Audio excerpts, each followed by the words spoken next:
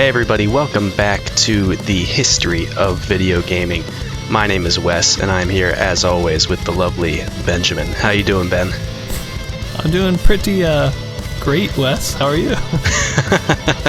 That's a subtle shout out to someone who noticed some of our conversational habits when we open these episodes, but I'm also doing great. Yeah, I'm a little tired. It's a little late today that we're recording, but I'm ready to do this. What about you? Yeah, I'm feeling ready too. So do you want to start off with what you've been playing recently? Yeah, I'm happy to. Haven't been playing much. I've been a little busy. Been watching a lot of TV. I started The Punisher again. Oh yeah. That's always, a great time. Just watch people go down. So that's been good. And I also started watching Avatar: The Last Airbender again. Oh yeah. So I've actually never I think I only ever watched season 1, and I never watched any of the others. So yeah, how far are you in it now? Just out of curiosity. I'm in season 1 still. Okay. I just kind of started it up. Me and my brother recently did that. I think I had seen up to 5 episodes or something into season 2, and we just rewatched it a couple months ago, and we were like, man, that's still really good. Yeah, part of me is I kind of want it to be more like Naruto. Yeah. But I feel like the story building is there, but I just right now it's every episode is tied up in a little nice bow at the end, and I'm like, okay, I could use a little bit more dramatic or long lasting stories or something. There do. I feel like in the later seasons get to be more overarching sort of stories, but it does have a very, because it is sort of aimed to be a kid's show, it's got those very consolidated, okay, we're done episodes, which I know what you mean. It's in some ways it's nice because you're okay, I'm not waiting forever for plot development, but in other ways it's a little weird. It just feels like I could rip out half the episodes and the story wouldn't change at all, you know what I mean? Yeah. Whereas with Naruto, it's you've got the battle on the bridge and the first arc took 10 episodes or something. Right, yeah. So I don't know, and it was epic the whole time. So I don't know, I'm enjoying it so far. I got back into it because I saw a YouTube video that was why the world building in Avatar is so good or something. I started watching and I was okay, maybe I should actually go back to this. Yeah, I feel once you get through the first season, it starts really picking up. Same with if you end up watching the sequel series, Legend of Korra. Yeah. It kind of starts off pretty slow, but it gets good. Yeah, I think I've watched a little bit of that back in the day, but I don't remember much. But so I'm planning on doing that after this. Hell yeah. I also downloaded Gods Unchained, which I don't know if that rings a bell, but they're the company that offered to pay the Blizzard Hong Kong guy after Blizzard took away his money. Oh, really? And, so the Blizzard eventually did give him his money back, but I read in a news article that game has seen a quadrupling of its users or something since then. Some massive jump. Right. And I was you know what? I read that it's supposed to be like Hearthstone, and I was it sounds like a good company. I'll check it out.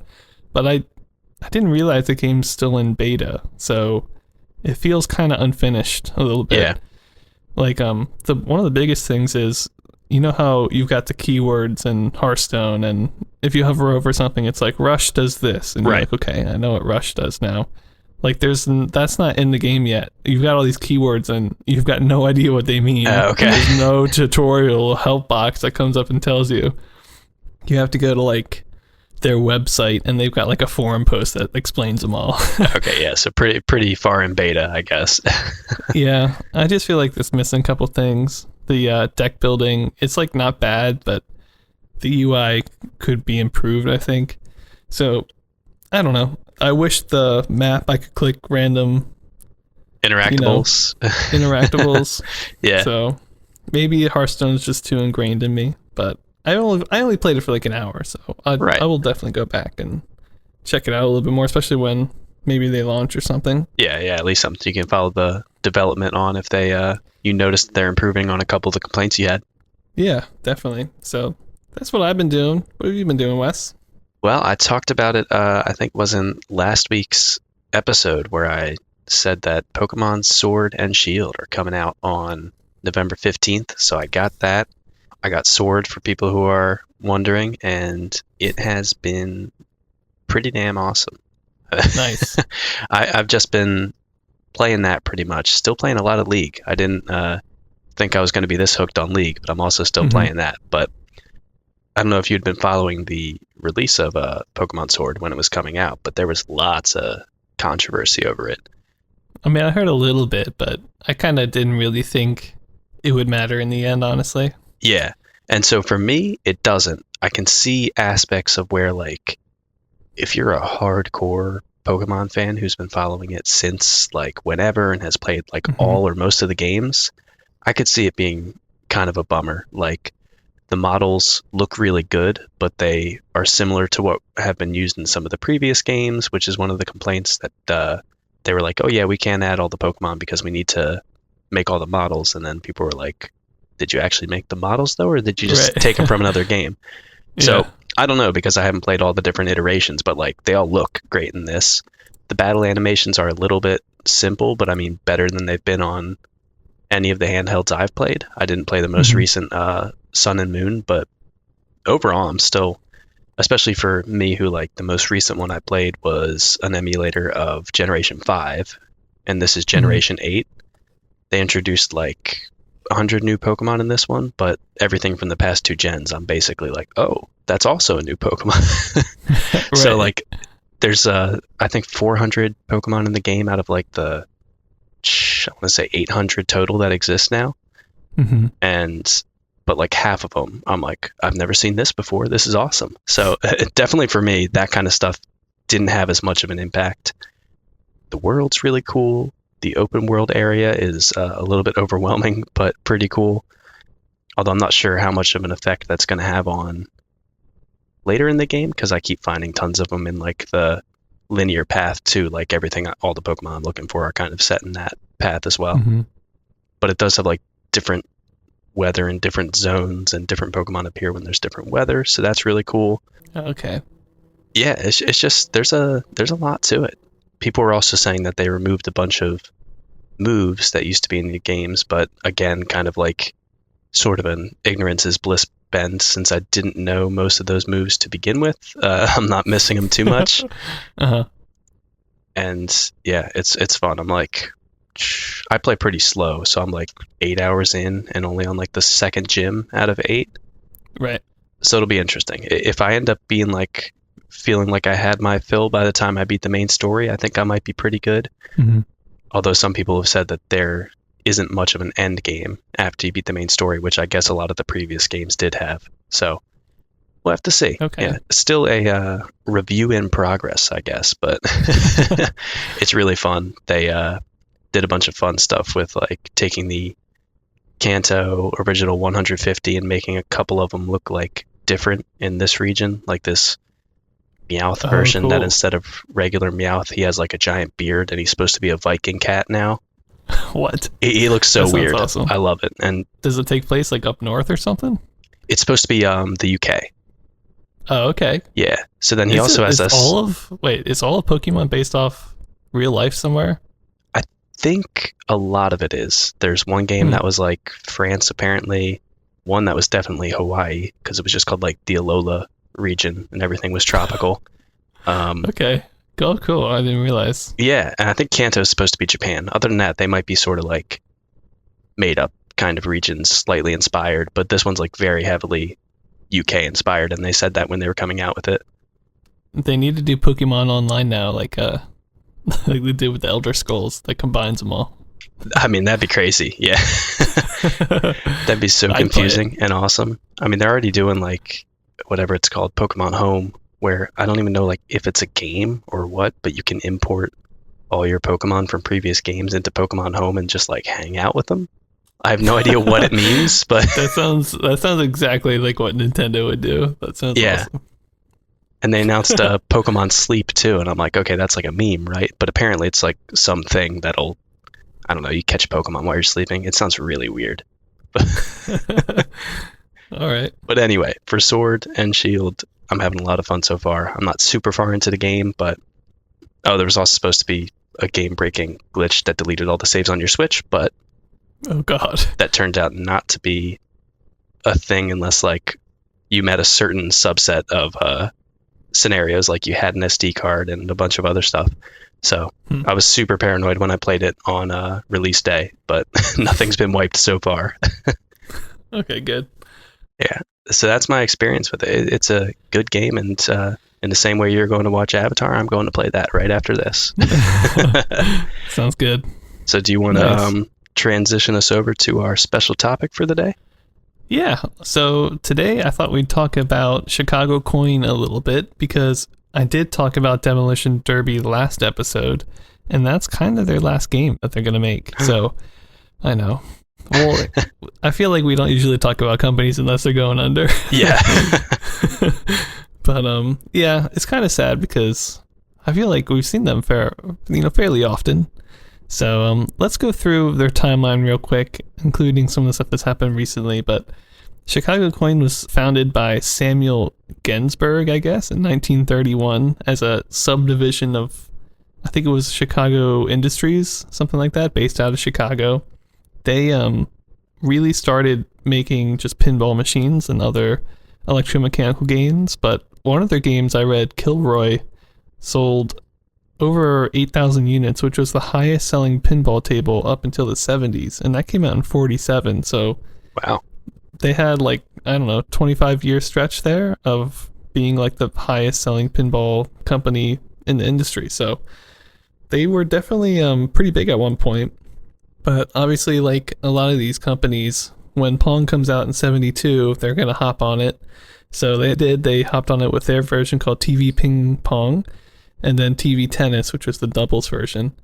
They also made a soccer hockey clone called Olympic TV Hockey, and TV Goalie, which was a really interesting one, I thought, because it was basically Pong, but it had this 3D stadium thing built around the cabinet screen, which was really cool. You kind of put your head in and you really felt like you were inside a stadium or something. Oh, yeah, very cool. Yeah. They also had TV Pin Game, which was a licensed version of TV Pinball by Exidy. So I think that's where their Exidy partnership really started. Probably the biggest game, and I think most important game and also most interesting game, was Super Flipper, which came out in 74. That was a Pong pinball hybrid where instead of the bumpers for a pinball game, you had Pong paddles. So you could, if you played Pong well, you could stop the ball from going down and then hit the ball up. You also had Pong paddles kind of as like upper bumpers, or yeah, that's what they're called, right? Bumpers or paddles, bumpers, flippers, yeah. Flippers, yeah. Flippers, maybe. They had two more up top, so you could kind of bounce the ball up to them and then keep it up there, and not have to worry and try to get high scores. So that one, I don't know if you remember, that was actually like licensed or based off a Italian game called UFO. So that wasn't original. None of these have been original, but I think without them having made Super Flipper, we probably would know about UFO, which was sort of the original because it was only made, I think only a couple of machines were made, so they were really the ones that distributed that idea, and it was a good one. So that's probably their most notable contribution, I think, in their whole history. And then finally, they had Demolition Derby here in 76, which was, I believe they bought it off of Exidy, who made Destruction Derby, and then Exidy couldn't make it anymore, and all the profit went to Chicago Coin, and I think it sold pretty well. There was a problem, though. In 74, they were sued by Magnavox because they made, this is after the Magnavox Atari lawsuit about copying Pong from Tennis from the Odyssey. So the Odyssey came out first, then Pong came out. Magnavox sues Atari and wins. So after that, Magnavox just started suing everybody because they were like, we won, And some companies, I think, like Atari, they could just afford the hit, because they were big enough, they were making stuff. But I don't think Chicago Coin could afford the hit. And in 76, later after Demolition Derby, they went into bankruptcy. So even though the Demolition Derby did really well for them, it wasn't enough to bring them out of that financial trouble. And they were incorporated into a new company called Stern Electronics I guess in 76 or 77. So I guess we'll be seeing more from Stern Electronics. I did look them up a little bit. They're going to be making games through the 80s. So we should start seeing them on our timeline, although I don't think they come up in 76. I could be wrong. But, so they're still, I feel like the personnel will still be around for a little while in Stern Electronics, but it's not going to be Chicago Coin anymore. So, yeah, that's a little quick rundown of them. I'm a little sad, Wes, because, I know they didn't really make anything original, but part of me liked them for some reason. Yeah, I don't know if part of it's the name or what, but it's got a good ring to it. Real simple, Chicago Coin. Yeah. And you get Stern Electronics, and I don't know, maybe that'll start to grow on me, but for right now, I'm still leaning towards the Chicago Coin name. Yeah, Chicago Coin. It's one of the few companies not in California. It's got to give props to that. Right, yeah. And it does feel like an older company. With a name like Chicago Coin, I feel like, oh yeah, they were probably founded in 1930, Right, yeah. So I feel like this, it is a longer history than most of the companies that we've been covering, because most of them, opened their doors in the 70s, closed their doors, a couple of years later. But they were actually, at one time, the best in the market. So, yeah, it's a little sad to see them go. But they did a good job with their last two games, at least. Demolition Derby and Super Flipper. It's just, I think a little bit too little too late for them, because their last games were just so generic and boring. Right. So not enough to really withstand a Magnavox lawsuit. No. Which I guess is probably... I guess if you've been already selling the game for 3 years, and you then have to pay royalties on all that, retroactively, it could be a pretty big expense out of nowhere. I don't know exactly how that works. I'm not even sure if that lawsuit was settled or whatever. I'm assuming it was, but it could have just been pressure enough to close up the doors. So, yeah, a little sad. As is with most of these companies, I wonder, we talk about them for a couple, however long it's been since we started the podcast, and it's kind of sad to see them go, but shed a tear for Chicago Coin. Look forward to Stern Electronics. Yes, let's, why don't we take this next moment of music to remember Chicago Coin, and we'll be back later with the timeline.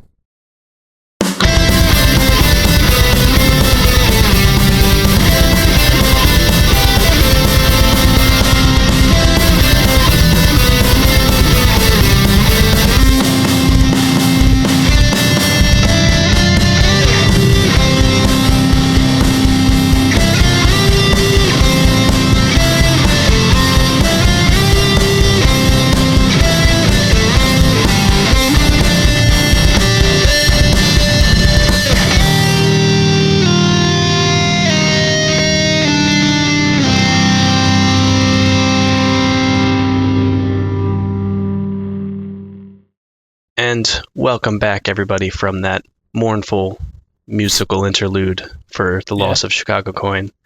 Here's hoping I don't accidentally throw in happy music. I think it'd be funnier if you did. We'll have to see what ends up being there. Yeah. So let's get straight into the timeline with our first honorable mention. First up, we have the People's Computer Company January issue.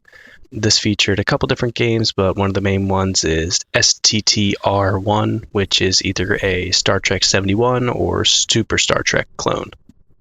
Yep. And then after that, it featured a game called Diddle, which is for the Altair 8800. Now, we'll be talking more about the Altair 8800 in a future special topic, so I don't want to get into it too much, but there was physical light switches on the...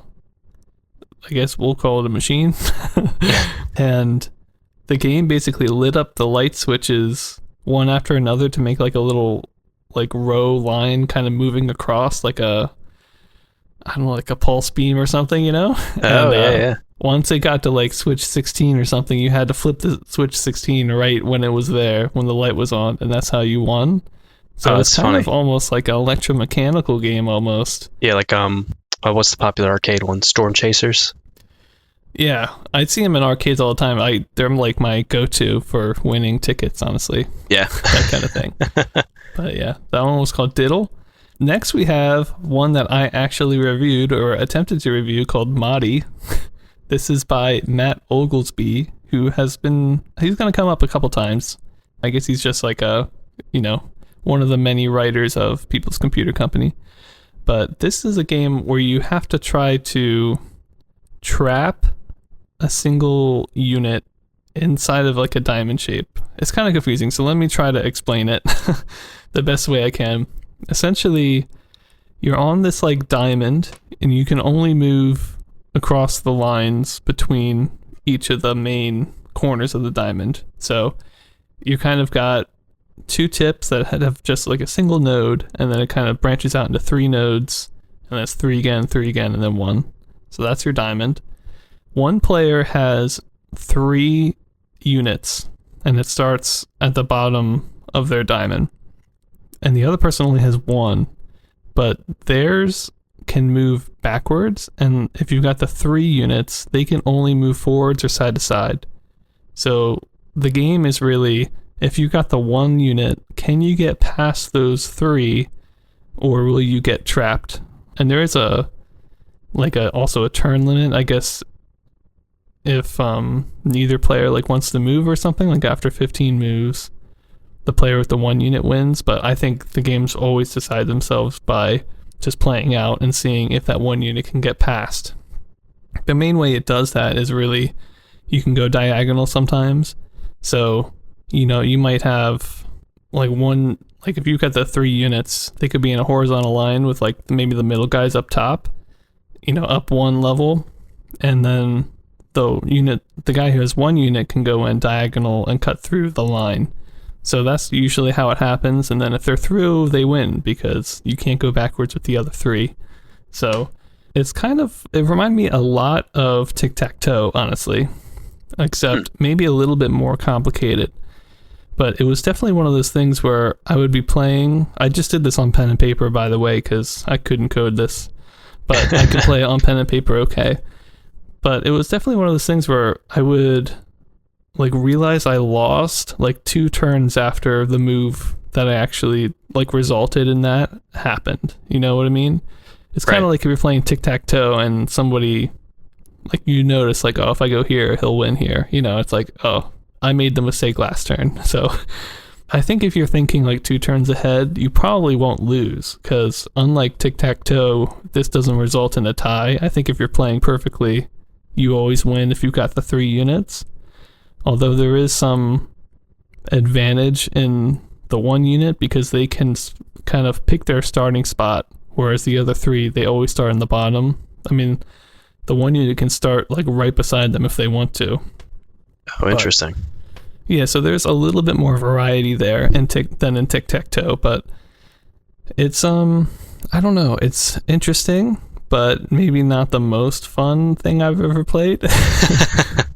Looking at my scores, I should say quickly, it mentions in the People's Computer Company that the game is, I guess the name of the game is based off a book called A Mott in God's Eye, which has to do with aliens. So there's this weird, in the instructions or when you load it up, it has this whole weird alien-related backstory to what you're doing, even though all you're looking at are ASCII characters, which I'll get into a little bit later. But right.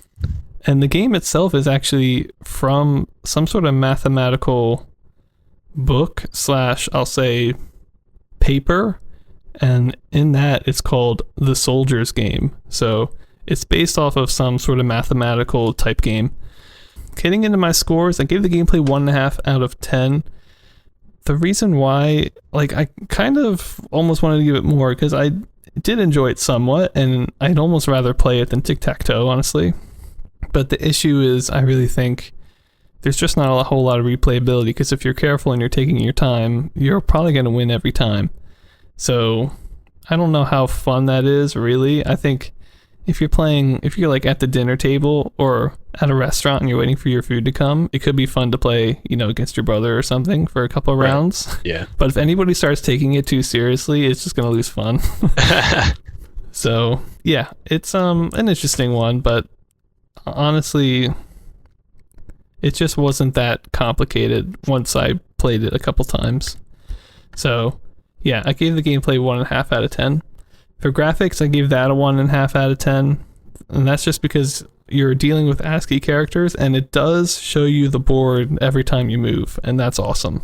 It shows you where your pieces are and where the enemy is. The problem is doing that with ASCII characters and not like sprites or anything, so you're still looking at a bunch of lines, like stars where yours are, and I want to say maybe, I forget what they used for the one ship, but I want to say maybe like a Q or something.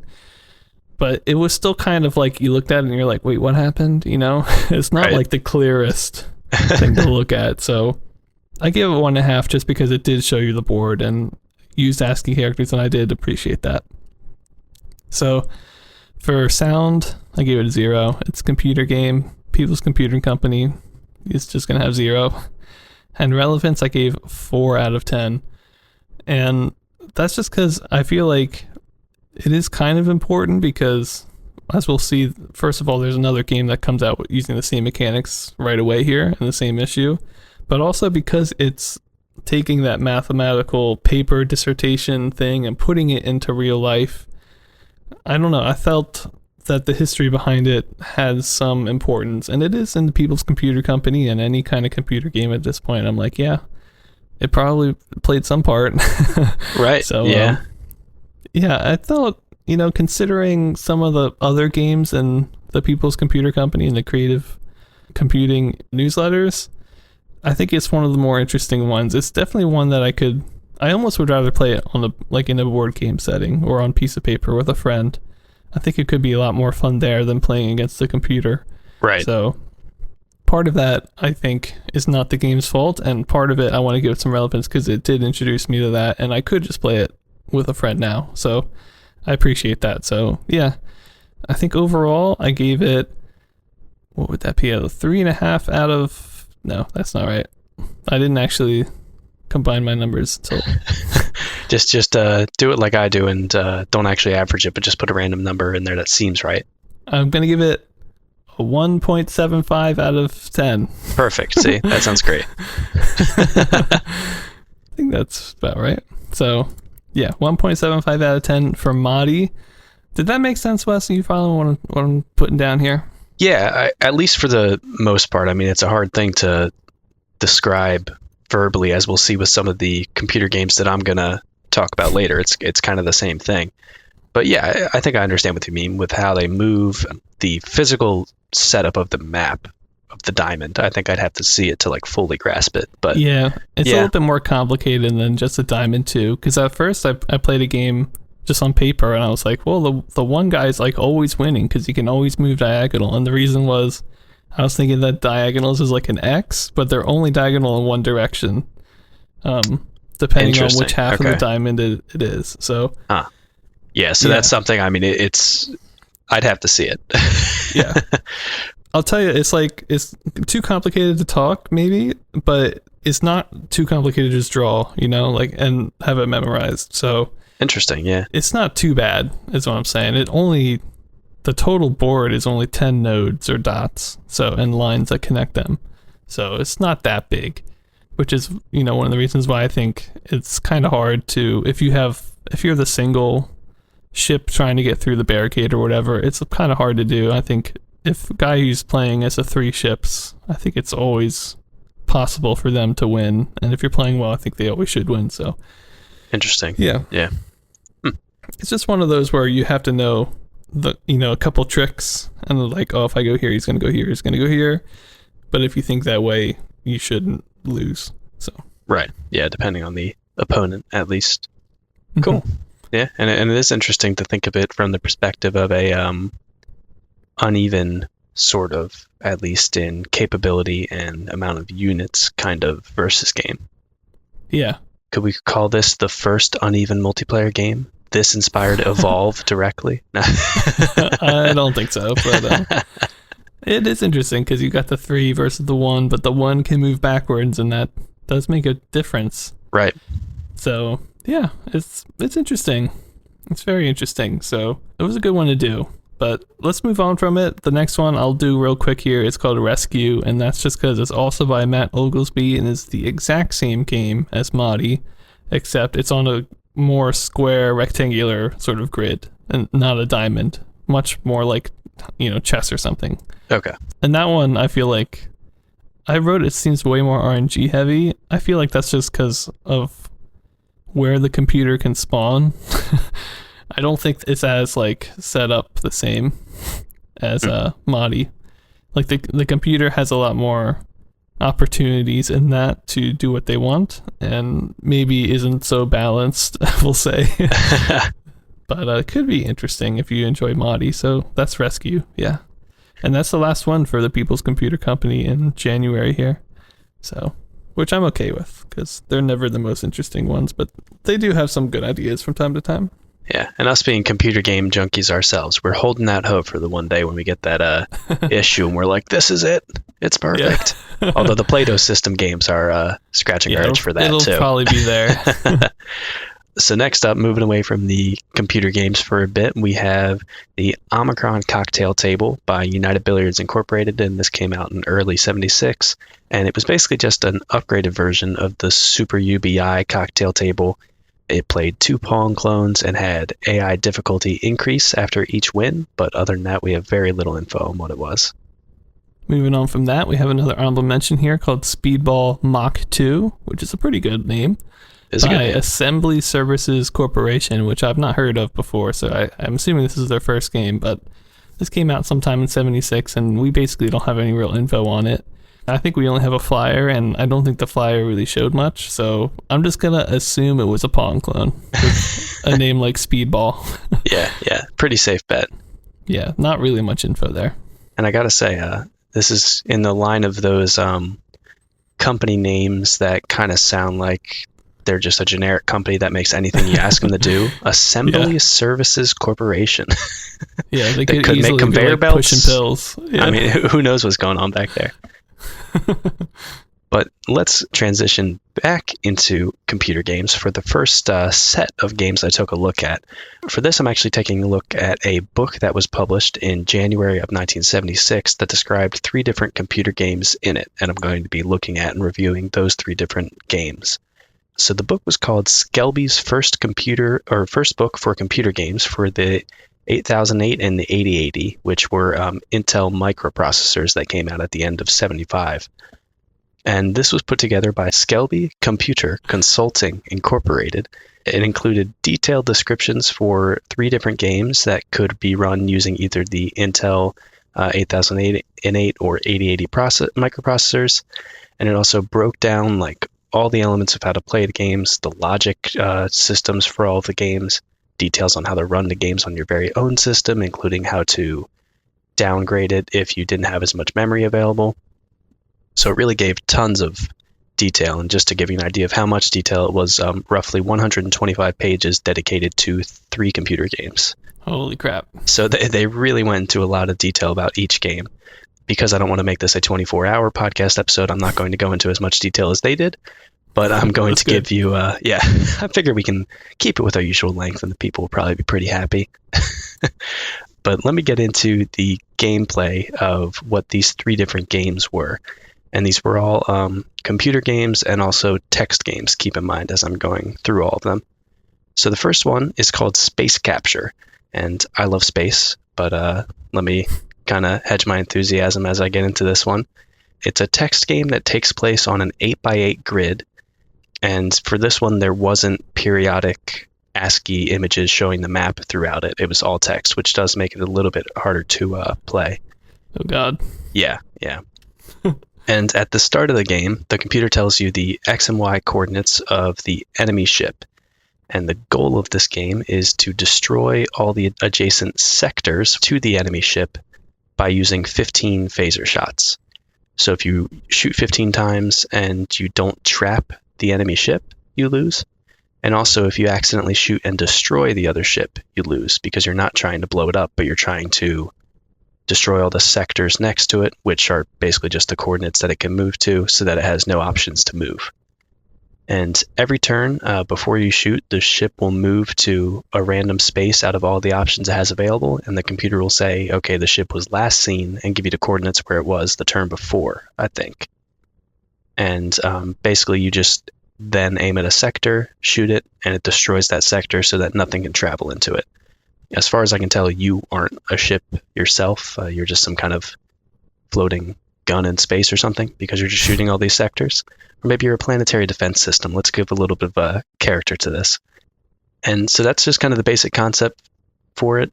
It's a little weird. I feel like there's a situation where if you're always getting the information of where the ship was one turn behind, if you have them trapped against the top of the grid where they can't move up, but they have one adjacent space next to them at all times, I feel like your options are either they move into the space where you shoot, or you destroy the space where they just moved from. But then you would just trap them, I guess. I don't know. It's very confusing. So maybe you'd win in that scenario, but I was worried it would be a bit of a loop. But also that just kind of shows that it's a confusing game that has a lot of math basis to it and kind of prediction. Not my type of game usually. Mm-hmm.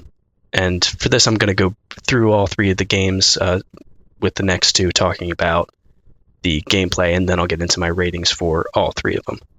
So the next one that was in the book was called Hex Pawn. And to quote the book, it says, "The near limitless possibilities in chess make it impossible to program on a small computer system," which is funny when we have chess simulations now. Yeah. But at the time, with the hardware they had, it was just impossible to make chess work. I guess I guess they're saying on that chip, right? Because there was chess on computers at this point, but yeah. So when they say small computer system, I think these were a lot of the systems that ran the 8008 or 8080 microprocessors might have been like home or personal computers, because I think a lot of the more complex computer games we're seeing at the time are run on like the Plato system, where it has a wider, I don't exactly understand it, but either like more powerful hardware or a wider system of computers connected that are helping to make this work. Right. Probably mainframes, honestly. Still. Yeah. So I'm not exactly sure what the difference is there. It's just that when we're getting these text games in 76 that seem a little bit like, can't they do a little bit more? I think it's because the type of system and the microprocessors that they're using, like the capabilities that they really had. Right.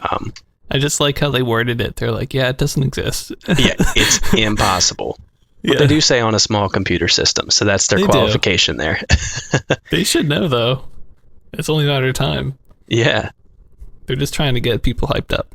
Yeah, exactly. By telling you, wait, you thought you couldn't have chess, but here we have it. A small-scale version of chess on a 3x3 board where the player and computer each have 3 pawns, which, to give you a mental picture, it's 3 pawns on the bottom, 3 empty spaces in the middle, 3 pawns on the top. So it's not a very large board. And basically the player has to take all of the computer pawns or just get one of their pawns to the other side. And pawns move exactly as they do in normal chess, where they can move forward and only move diagonally if they are taking another piece. So according to the book, this usually only takes 3 or 4 moves per player before it's over every single time. And the computer did print out for this one a game board after each pair of moves. It would do, not after the computer made a move and you made a move, but after both of you made a move. So like each set of turns, it would print out a new game board. And it was represented by X's for pawns on one team and O's for pawns on another team. And for vertical dividing lines for the board, there was just a bunch of exclamation marks. Nice. But so it gave you a basic image, which I appreciate for this, but it wasn't anything super visually pleasing using ASCII characters. So the game was pretty simple overall, but one of the things they say, because they also admit even at the time in 76 that this was a pretty simple game, is the code for this one is interesting because the computer actually learns which moves led to a loss over multiple plays, and it won't make them next time. And so I'm guessing this is only like if you play multiple games without terminating the program, because probably after you start and restart the program, it would wipe clean everything it had learned. But basically it's just like, okay, in this scenario, when all these pieces are here, last time I made this move and I lost. And then so it just doesn't make that move. And it's interesting, they give an example of after 3 games of being in the same situation, the computer wins every time in that same situation because now it knows how to win that every single time. Interesting. Yeah. Probably just to prevent people from playing the same game twice, maybe. Right. Yeah. And also I think part of it's just to show how cool it was that they could write code that would allow the computer to like quote unquote learn moves. Mm-hmm. So that's basically the gameplay for Hex Pawn. And next up we have Hangman, which is just traditional Hangman word guessing game that I played in school, and I'm assuming a lot of other people did as well. And it's just that, except programmed on a computer. They missed the opportunity to have any visual aspect to this. Dang it. Yeah, I know. Every time you guess a word wrong, it just shows you the word hangman, and a letter shows up every time that you get something wrong. Basically like you're playing pig or horse or something like that. Okay.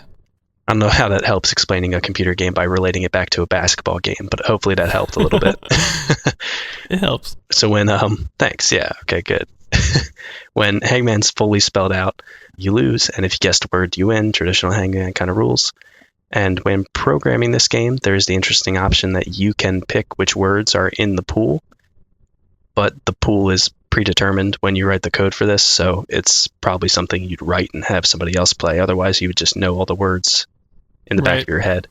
Because it seemed like at the time, at least, every word you added kind of took enough space to be like a worthwhile amount of space for what this computer could hold. So you might not put like limitless amounts of words in there because your computer couldn't handle it in 76. Right. And it's interesting to see that at the beginning when they're talking about Hangman, they say, yeah, this is a game for fun, but also it could be used to help students and kids learn vocabulary. So I don't know if it would have worked, but it's funny to see people already looking at the games as learning devices bend all the way back in 76. Yeah. So with that brief understanding of what all these games are, I kind of mashed them all together into one conglomerate and rated them all at the same time. So for graphics, I did a NA, didn't give it any graphics ratings because there aren't any graphics except for the very slight board that prints out every single time in Hex Pawn when a turn happens. But given that it's just one out of the 3 games and it's a very small aspect of that game, I didn't think it was enough for me to really give all 3 of them a rating together. I feel like just give it a 0, Wes. I mean, I feel like space capture not having graphics is like a huge miss. Big deal. Yeah, because they could have done, I mean, maybe they couldn't have with how much space they had, I'm not sure, but like anything to help with space capture would have been much appreciated. Yeah. So yeah, let's get harsh in here. It's a 0 out of 10 for graphics. And for sound, that one, I guess with 0 or... No, let's give it a 0, yeah. You gotta do the keyboard. Yeah, I was being nice today, and giving everything a not applicable, but we'll say 0 because it's a computer game, no sound. Oh, I thought you were going to do typing on the keyboard sounds again. my repeating keyboard joke, yeah.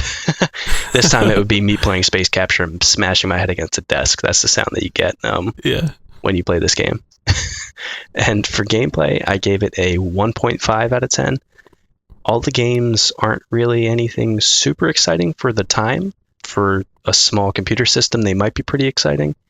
But they all have at least a decent bit of fun that you could have with them, and they're all at least different than some of the stuff we've seen on computers before. So I thought I wanted to give it credit for that. You could still have some fun with them, maybe not a ton.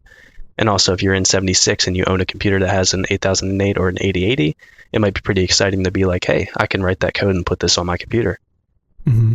I will say, I'm pretty certain Hangman, at least Hangman I know, has been, I believe, a basic 101 game, and Hex Pawn might be one as well. But okay. Well, maybe, yeah, so maybe not completely maybe new. Not the newest, but... Since this is sort of a review, some of them they might have pulled from stuff they did pull from stuff that had already been done. So yeah, it could be definitely that those were in the basic 101. I feel like they're probably in a more presentable, sort of easily accessible way to more people than ever, though, for sure. Right. Yeah. And being on microprocessors too, they could probably do more than they could have when they were originally made. Mm-hmm. And so kind of taking that into account, when I look at the relevance, I actually gave it a 6 out of 10. Even though we've seen, a decent bit of simple text games people could run on their own machines, I really appreciate the amount of detail that the book goes into. to explain the logic. I forget the exact phrase, but either like a logic map or a logic tree. Mm-hmm. That they show that, and that they tell you how you can adapt the game in case you don't have as much memory as the system that they're running on. And also they give you options for how to modify the games to different play styles and stuff like that, or at least a little bit.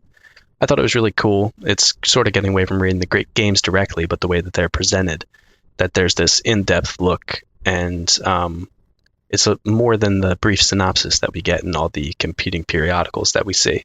So I really appreciated that, and I thought at least being presented in that aspect and put together in a book makes it relevant, because it's showing, hey, these are important. People want to learn about them, and we have all this information that people can now look at about computer games.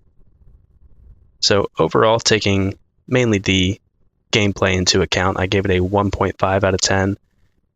For what they are and for what their intended use is, I think they're pretty all right. You know, they're not great, but they're cool, and they're doing what they're set out to do. It's not something I would go back and play, but in the context of games that you could run on a small computer system in 76, I think it's cool how imaginative people can get, and I think it's neat to see that they put it all together into this one book so people could learn about it. Yeah, definitely. I think it's one of the more, even though it's maybe not as interesting, I probably think it's fairly important to the history, just because I feel like, I mean, if you saw like this book, you know, in the library back in the day, and your machine was running on one of those processor chips, like everyone would pull it off the shelf, you know? Whereas People's Computer Company, I feel like, is more for the dedicated hardcore people. Right, you're already subscribed to it, and I'm not sure how well this sold, but yeah, it's like, it's a book. It's like everyone, even if you're casually interested and you're like, oh shoot, I like that, then it's available for you to start learning more about it. Yeah, so pretty cool. I just wish the guy had a easier to pronounce name. Yeah. SCELBI? Yeah, SCELBI. Yeah, sounds cool, Wes. Why don't we move on, though, to my next one, which I'm very excited to talk about. Ooh, I don't want to say it's going to put Atari back on number one, but, I mean, where has Taito been the last couple episodes? Just saying. I don't know, man. But, yeah, I did another Atari game here called Stunt Cycle, which came out January 28th of 1976. And yeah, this is a motorcycle stunt game where you are controlling a motorcycle guy and jumping over buses with him. Oh, hell yeah. I know. It's pretty cool. Basically how it worked is your guy started on the top left of the screen on his little motorcycle, and you controlled throttle, and I think that was it. And the original cabinet, I want to say it had a motorcycle throttle for 1 to 2 players. The 2-player version, I think it just switches out, you know, between players. It's not like there's 2 people on the screen at any one time. But essentially all you got is the throttle. So you're just controlling the throttle. You're accelerating him as he goes across the screen to the right. They have an overlay of like a little tube thing at the end of the screen. So he goes in the tube and he comes out in the middle part, and he's going the opposite way from right to left across the screen. He's still accelerating, goes in the second tube to the bottom, and there you've got a ramp. And the first round, it's 8 buses. You have to jump over the buses, and if you are successful in that, it goes to 9 buses, and it keeps adding 1 bus every time. The challenge of it comes in when you're accelerating. If you accelerate too much, he can actually like flip over on his back or whatever, and you like lose a life that way. So there's sort of like a max speed you can't go over as you're accelerating. And then if you are too long on the jump, you lose a life, and if you're too short, you know, you hit the buses and you lose a life. Right. But actually being too long, I found, is actually the one that kills you the most, because especially even at the early stages, it's kind of hard. You're like going super slow, and it's like, okay, this is hopefully slow enough to be about 8 buses, but like just a little bit more, you know? Right. So it's actually kind of difficult at the beginning, but there's a lot of great things about how the difficulty works in this game, which I'll get into in my ratings. So let's get right in, because, yeah, there's a lot to this that I want to talk about. All right. For gameplay, I gave it a 3 out of 10, which is high, but it's not like crazy. The reason is this is like one of the first arcade games I think that is actually just like fair. I feel like every time I played it, I just like it was all my skill that was determining if I was successful and jumping over or not. And the more I played, the more skill I got, and it never like did some stupid RNG thing that just, you know, would make me lose a life. You know, every life that I lost was because I wasn't good enough. And that was awesome. It's a 100% skill-based game. Oh, and cool. if you're good at it, you'll go through it real fast every time, and there's no sort of penalty for that. So there's no time limit. You die. I think after you die, well, it can be set by the guy who made the, you know, worked the cabinet up. But I think the version I played, it was 4 lives you had. And I got to round 20, I want to say. I think the max is 27, and then it's just like you win, and that's the game. But it was pretty good, and like it was definitely one that I could have stopped playing, but I wanted to beat my high score, so I kept playing it. Oh, that's always a good sign. I was like, we're gonna get to, you know, 20 or something. So I was stuck on like 17 for a while, stuck there, and then I made the run all the way to 20 or 21, I forget which, before I finally ended it. But yeah, it was like whenever that happens, you know, it's actually probably pretty good. Right. I didn't give it that high because it is pretty simple and basic. There's no tricks you can do or anything like that. And I don't know. It's very one-dimensional. You know, it's black and white. Well, that's, I guess, more of the graphics, but I don't know. The gameplay is very simple, but right. I just really enjoyed how skill-based it was, and there's no RNG involved at all, which is great. So that was really refreshing. It really felt like one of those machines where it didn't really punish you for being good at it.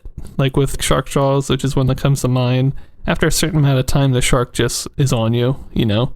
If you get too good, it just will jump on you, and there's nothing you can really do about it. But on this game, I feel like if you kept playing, you would just keep winning and winning and winning. So, and it didn't really seem to care about it. So I like that. Getting into graphics, I mentioned it real quick, but it is in black and white, but there is animation, and it's fairly decent animation. So I gave it 3 out of 10 for graphics. The animation, right. You're on your bike, and the bike wheels move, which is cool. You also have kind of 3 different states, so you can see how close you are to the edge of that acceleration. So there's one where like both wheels are on the ground, one where he's kind of wheeling, like wheeling. Is that the right? That sounds right to me, yeah. And then there's one where it looks like he's almost like vertical, you know?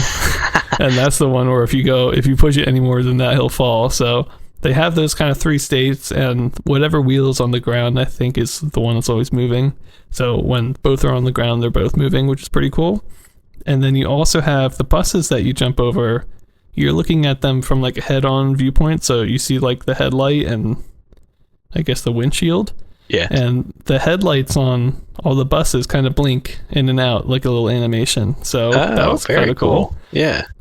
And with the tube overlay, which kind of, I guess, somehow made the gameplay make sense as to where he was moving, because otherwise it wouldn't make any sense. Just floating in like the sky, yeah. Yeah. Well, there's a line sort of ground that he's on, but if you can imagine sort of like just 3 straight lines across, and right. then he's going like left to right, right to left to right again. It's like, okay, but why? With the tubes, it kind of made sense. So the overlay I thought was actually pretty decent. And the overlay also was kind of interesting because it displayed some text where it was like, you know, it would say like lives on the overlay, and then just the number would appear, you know, on the screen. So it was kind of interesting how they implemented some of the UI in the overlay, which was pretty interesting. But yeah, overall the graphics were pretty decent, even though it was black and white. I definitely want it in color, and there's no real background other than the buses and the little ramp. Mm-hmm. But the animation really did it, and there was something about the game that was very charming to me. The motorcycle sprite was pretty darn good. It even had like a little Evil Knievel guy on there with a helmet, you know? Oh, nice. So, yeah, the graphics were pretty decent. And then for sound, I gave that a 3 out of 10. It's, again, like, just decent. You get a nice little motorcycle sound. You get, I believe, whenever you jump over and is successful, there's a little, like, air horn sound that goes off. And maybe even, like, an applause or something. I forget. I want to say, or maybe, like, a whistle. But, yeah, you get a little, victory noise, and then you also have a little crash noise whenever you crash. So, considering it's an arcade machine in 76, I can't really ask for much more than that, I don't think. Obviously, compared to today's standards, it's not much, but I wasn't, like, dissatisfied with it, and there was nothing that was, like, making me want my ears to bleed, so. That's the, how you qualify a 3. My ears weren't bleeding. Okay, yep. Yeah, that was a 3. And then finally, for relevance, this is one I went kind of high. I gave it 7.5 out of 10. Oh, all right. And the reason really is that I feel like this is one of the games that's going to start sort of tricks in video games when it comes to vehicles. Because we have not really had anything like this. And now you're jumping over buses and you're not doing flips or anything. But I feel like it's in the same ballpark, Right. It's from the same family tree there, and it's the one that's starting it all. So, yeah, I thought, I don't know, the whole theming of it and just jumping over the buses and having the buses go, be one more every time that you jump and are successful. The line's getting bigger and your tricks are getting crazier. I feel like it's just one iteration away from being able to do flips for fun, and you've got like every single fun car game that's not super realistic is like that in today, right? Or even like, and this is taking it to the extreme of like what it could have inspired, but the Trials games and all that, right? Yeah, definitely. Actually, it reminded me very much of Trials, especially because Trials, even though Trials is 3D, it's basically 2D. So, right, yeah, it reminded me of Trials a lot, actually. So, yeah, I think it inspired all that, and I do think this game was fairly successful and like really well remembered, just because I think it's so charming and so unique. There's nothing else like this out there right now. Right. So, yeah, I definitely think it's one of the ones similar to Shark Jaws that people are like, oh yeah, I remember Stunt Cycle, that was awesome. So, even though it was very simple at the end of the day, but it just was very fun to play.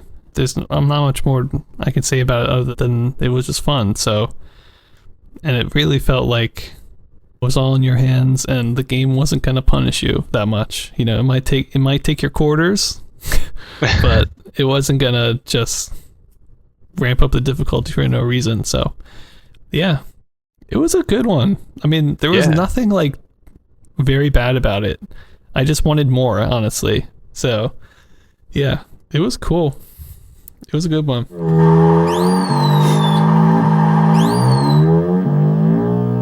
Yeah, it sounds like it was a lot of fun. And I think that's a good way to describe it with some of these games that we rave about. But, to people who are listening, it might sound like graphics, sound, and all that is like pretty much similar to other games that we haven't liked. It's just sometimes all of those work together in the perfect way that it give it a lot of charm. Yeah. It's a good way to describe it because you can't really quantify it. Yeah, definitely. I also feel like we might have given other stuff similar scores, but not everything else that we've played has been so consistent with the scores. Like, it didn't get lower than a 3 in the scores. So there wasn't really a bad part about this game. I feel like with most games, maybe the gameplay's good, but the graphics are terrible. Or, yeah, it has color graphics, but there's no sound or something like that, Right, yeah. But it was pretty, like, good scores across the board here, I thought. So, yeah. Very cool. It was a cool one. I just wished maybe, well, first of all, if there was some sort of background or, some sort of color, like even a gradient brown or something could have been really, really cool. Right. But, yeah, it was nice, though. Really nice, considering what it was. I had a good time with it. And I kind of thought I was going to have a good time, so it's always nice when your expectations are met like that. Yeah. Very cool. Yeah, it sounds like a fun one. Yeah, let's move on before I talk about that for another hour. It's like, I definitely could. So, There's one more I'm going to cover here for you guys today called the Face Off console by Executive Games. We don't really know much about this console. This is from that company who went into that weird... They had that weird, like, corruption issue. Right. Like somebody at the head was corrupt, or I forget exactly what happened. But yeah, we covered about them when I went over... Which one was that? That was the Video Sports... No. Shoot, I think I've confused these companies again, Wes. Are we blaming Executive Games again when it wasn't actually them? Because we absolutely have done it before. Now I gotta check. How do I keep doing this? It just says they had quality control issues. It's both companies had issues, okay? It's not completely on me. But yeah, this is by Executive Games. And the company did go under after this. And I think it was because both this and their last console had a lot of bugs. It had a lot of quality control issues with joysticks not working and, a lot of returns and stuff. I think the face-off console, this one, it was mainly like prototyped and maybe a couple hundred made. And then the company went out of business and then just sold whatever they had. So it wasn't really well documented or advertised or, I think half of the ones that were probably sold were probably not good anyway. So we don't really have a lot of info on this. There's no video of it. I don't even think there's pictures of it really. But we do know it played 2 games at least, TV hockey and TV soccer, which don't sound that interesting. But maybe it was sold at a lower price or something. So yeah, that was by Executive Games. I don't think we're going to hear from them again. So maybe that's good because I'll just confuse them for First Dimension again. Right, yeah. It's probably because it has executive in their name. And we're like, yeah, it was a First Dimension executive who was corrupt, right? Yeah. Executive Games. Maybe, but I'll take that. I'll take that excuse, Wes. I'll provide you with that to run with you still, or while you still can. Why don't we talk about your console? Because yours is the one I think we're all waiting for, Wes. Yes, yeah, and this is going to be the last one I'm taking a look at for the episode, and it is a pretty exciting one. The one I'm looking at now is the Coleco, I think is how you say the company's name, although I'm not positive. Yeah, let's go with it. Coleco Telstar console. You're watching the most exciting game you will ever see on your TV set. Telstar by Coleco. And this was the Model 6040, and it came out in 76, sometime early 76. And just to start off with some basic background about it, Coleco started by wanting to make a system using the AY3-8500 chip, which we will talk about next episode because it becomes incredibly important in the home console or in the home systems. For a lot of these consoles are going to be using the same chip to run these Pong games. And they ran into some trouble when they were trying to pass the FCC regulations that they had to pass to make a console. So they contacted Ralph Baer, who made the Magnavox Odyssey system, to help them out. And this was actually the first system to use that chip, the AY3-8500, and it sold very well. It sold over 1 million units, which seems kind of crazy. Crap. Yeah, kind of crazy for something in 76. I don't actually know the price point on this one, but for the amount it sold, I think it would have had to have been a combination between good marketing and a decent price. Yeah, I think the company Coleco, I think it's a pretty big company, honestly, if I remember right. Yeah. So they probably had a lot of, marketing and power behind pushing it, and ability to, sell it to the masses. So the console itself, it looks like, was gray plastic with a fake wood grain sticker on the front of it, which didn't look that bad, but it was definitely a sticker. And there was a knob on either side of the console for the controls. So we're back to the controls being stuck right on the console. And there was a game select in the middle. And so for the games that this one had, the Telstar played 3 different games: tennis, hockey, and handball, which are all pretty similar to what we've seen on a lot of other consoles. The tennis was pretty much Pong-style tennis, where you couldn't move horizontally, you could only move vertically using the knob on either side. And there were lines on the top and the bottom for boundaries. There was a dotted line that divided the court halfway through, just so you had a visual of where the middle was. And overall, it was just a pretty good tennis. And for hockey, you could control a goalie and a forward who was on the other side of the court at the same time. And they actually added short walls to make actual goals instead of an open wall like in tennis. And one just side note about it is that the forward is like really close to the opposing goalie, so I don't know exactly how that affected the gameplay. Mm-hmm. And the handball mode was basically you hit the ball off a wall and go as long as you can, but every time you miss a ball and it goes off the screen, the score goes up. So in that one, you're kind of sort of seeing how long you can last and hoping the score's low instead of high. And for all three of these modes, there were the same 3 difficulty settings that were also in the center of the console. It had beginner, which was just a normal paddle size and normal ball speed. And then intermediate, which was a like really small paddle size, but a normal ball speed still. And then pro, which went back up to the larger paddle size, but had a really fast ball speed. So kind of interesting depending on how you play the game or how well you could move the paddle to react to the ball, I could see intermediate being harder than pro, but I'm not sure how it actually played out. But getting right into my ratings for this, because this is where I'll be able to tell you about how this is a pretty dang good console. For the graphics, I gave it a 2.5 out of 10. There's no color, but it's really good graphics for a home Pong system. Yeah, this reminds me a lot of that First Dimension one that I liked last year, because you have those borders. I mean, they make such a big difference. They do, yeah. Just visually, it's so much more appealing. And also for this one, the refresh rate didn't look bad, and all the movement looked really smooth because I got to watch a video for this one. The paddles looked good, the ball looked good, all just kind of normal. And also even the difference between a dotted line wall in some of the games and a solid line wall.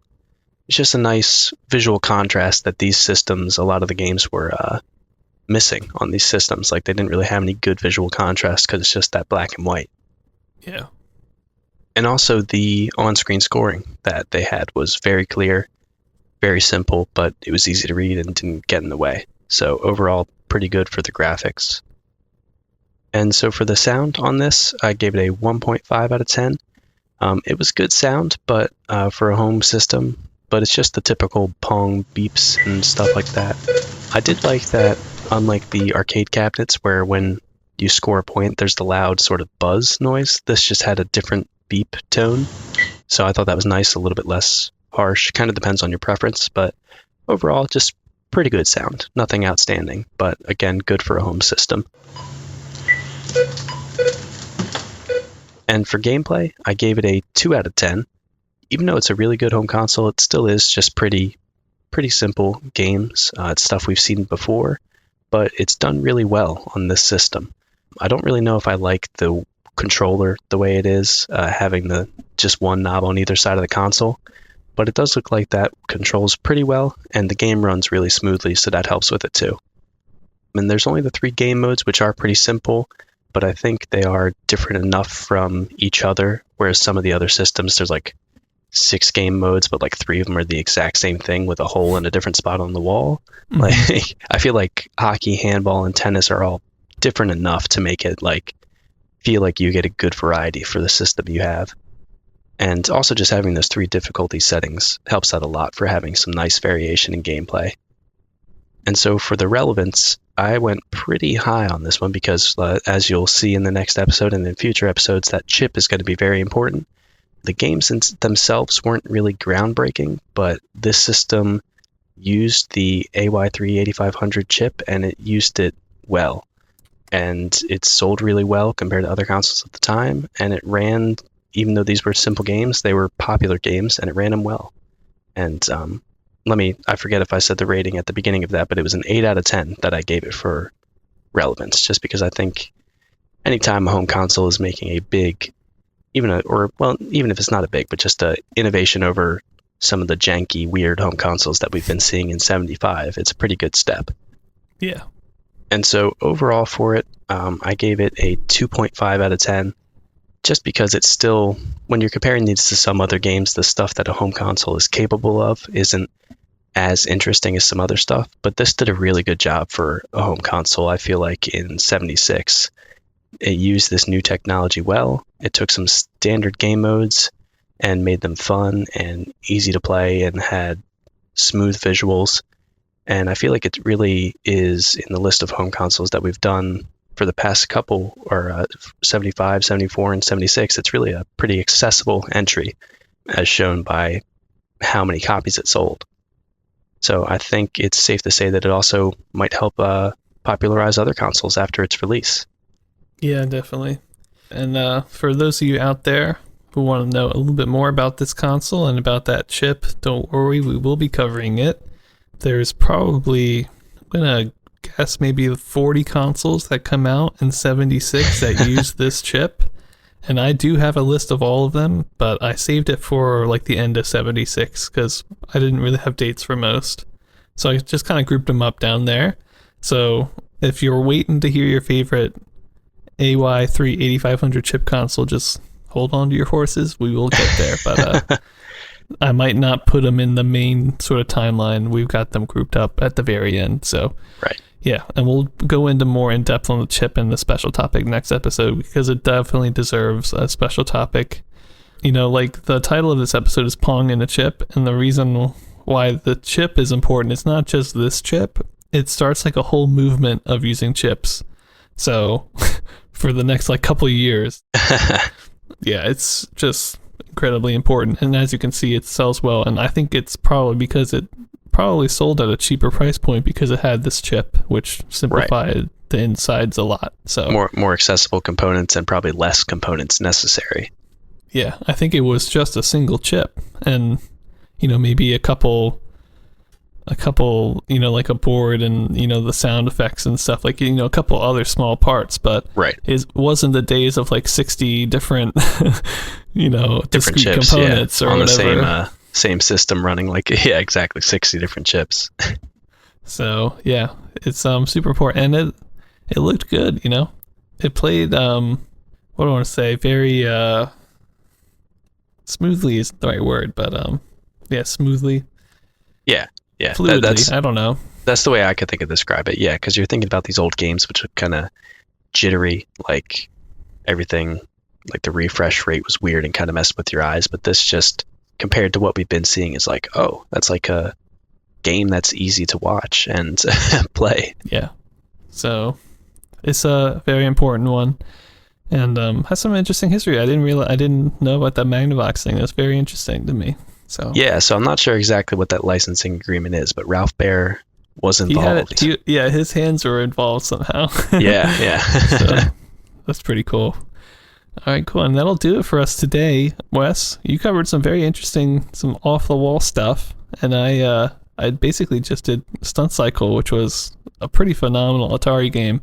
I think the best one I've played definitely since Shark Jaws. So, and I want to say probably best, maybe even best arcade game in general since Shark Jaws. And I feel like that's a big say, but yeah, but I mean, it's the way you described it, I could definitely buy into that. That's it sounds like a real good one. Yeah. So yeah, and you did the SCELBI's first book computer games and the Coleco Telstar. So why don't we wrap it up? Please visit our website. Absolutely, make sure to send us a tweet. I updated it. No, take a look at it. Ben wants you to. It's so good. It's beautiful. All the information you could ever need. Sounding like a certain politician at the end of that sentence. But also make sure that if you have any other questions, you feel free to send us an email. We will check it out and we will get back to you. And thank you as always for listening to us talk about games. Yeah, and sing a sad song for Chicago Coin as we head off here. Moment of silence. Okay, let's go. Quick moment. See you guys in the next one. See you in the next one.